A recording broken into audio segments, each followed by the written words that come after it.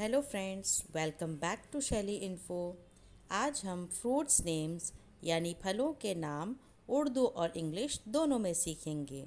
अगर आपने हमारे चैनल को सब्सक्राइब नहीं किया तो प्लीज़ जल्दी से सब्सक्राइब कर दीजिए। तो चलिए जल्दी से शुरू करते हैं।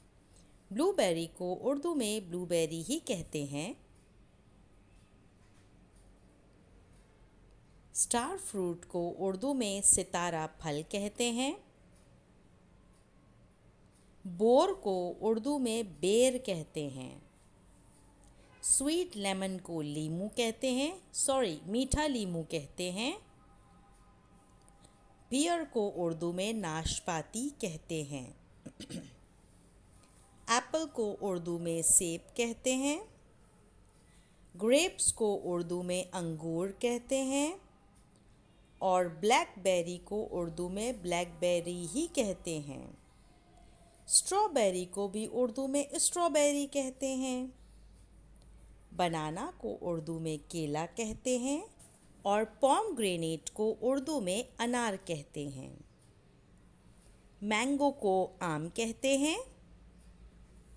ऑरेंज को नारंगी या नारंगी दोनों कह सकते हैं।